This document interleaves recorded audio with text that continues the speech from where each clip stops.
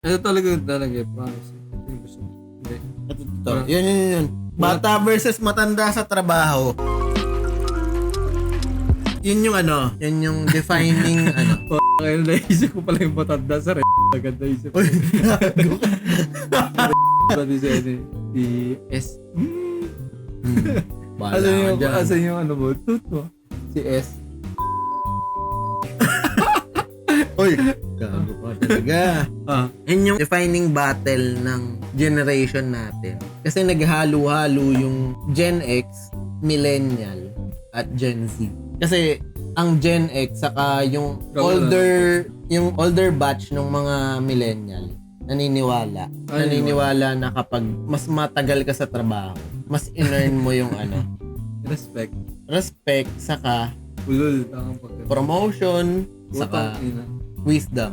Pag mas matanda ka sa kumpanya, o pag mas matanda ka Mas literal. matanda ka sa kumpanya saka mas matanda yung edad mo. Ay, kung dalawa, okay. Depende siguro sa ambag. Depende sa ambag. Ambag mo sa kumpanya. Edad. Oo nga. Edad Why respect kung wala ka edad ng ambag? plus tagal. Na parang ganun lagi. Nandun nga lang lagi na tagal ako na dito eh. Kaya versus yung ito naman, ang problema naman ng mga younger version ng millennial saka ng Gen Z. Mas magaling ako sa mga matatanda. Therefore, deserve ko yung promotion. Deserve ko yung respect. Deserve ko yung recognition. May tinatawag kasing Dunning-Kruger effect. Anong pangalan? Ano? Dunning-Kruger effect. Dunning? Delta. Oh. Ano ba yung U?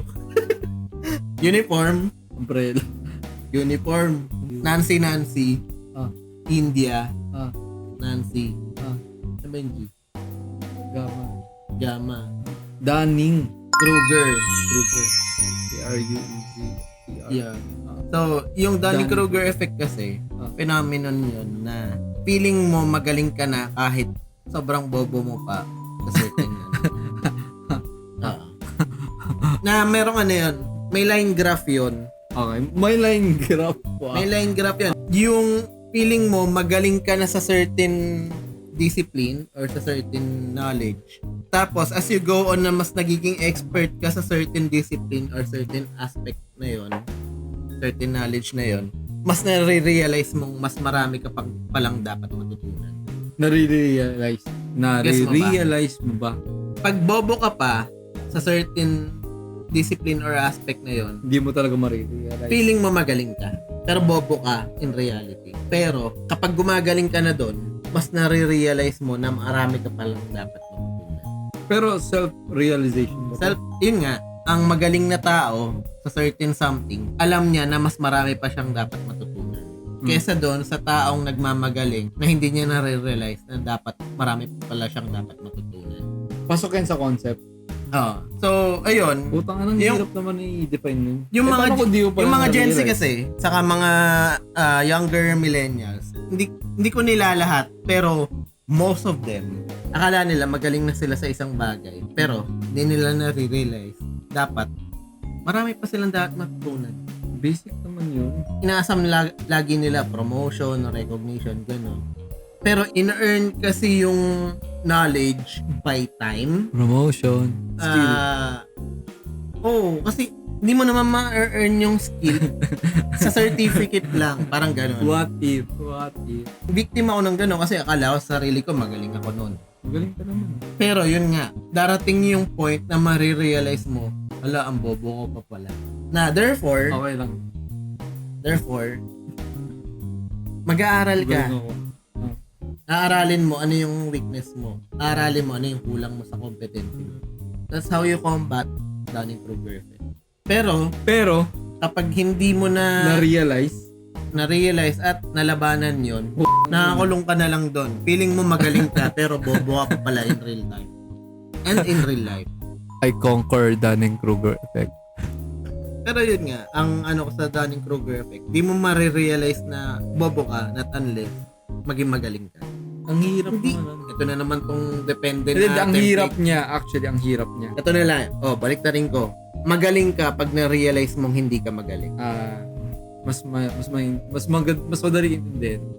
Tama yan. Kasi hindi ka magaling Yun pag eh, feeling yun. mo magaling ka. Yun na, hindi ako.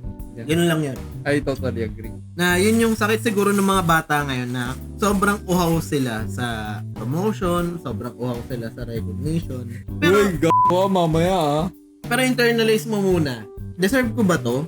Deserve ko bang ma-recognize? Deserve ko bang ma-promote? Ano pa ba hindi ko alam? Paano kung on his or her perception, deserve niya? Doon nga nagkakaroon nga ng Dunning-Kruger effect. Nagiging bulag ka kung ano yung reality versus yung sa self-perception mo. Anong verdict nun? Sino magbibigay ng verdict nun? Walang verdict. Ang sinasabi natin, magkaroon ka ng self-awareness na i-recognize yung own weakness mo before ka mag-demand ng promotion, before ka mag-demand ng recognition. Parang hirap naman. Mahirap yun kasi nga kung hindi mo nga na-realize na bobo ka, So, hindi mo malalamang bobo ka. Ganun lang. Ito. on this show, no? Actually, no, I don't care. Kasi na-conquer ko na yan. Oh? Self-declared. Yes, self-declared. Na-conquer ko na yan. Bilang dating bobo. Bilang dating bobo po, no? Ay, attest. I attest. Bilang dating bobo, no? Natuto na po ako. So, yan ha. On general public, bobo po ako dati. The first step Go to Google Mail. to get out of the bobo zone is to admit that you're in the bobo zone. Yun lang. Na siguro dun sa mga bata, aral muna kayo. Pero that doesn't mean na magagaling yung matatanda. Yes. Kasi nga, what if yung matatandang yan, hindi pa rin in-acknowledge na bobo sila? So, yung mga matatanda, Yan. they're not immune sa Dunning-Kruger effect. Yes. So, as long as hindi nila na-acknowledge na bobo sila, they're still bobo. I conquered boboness.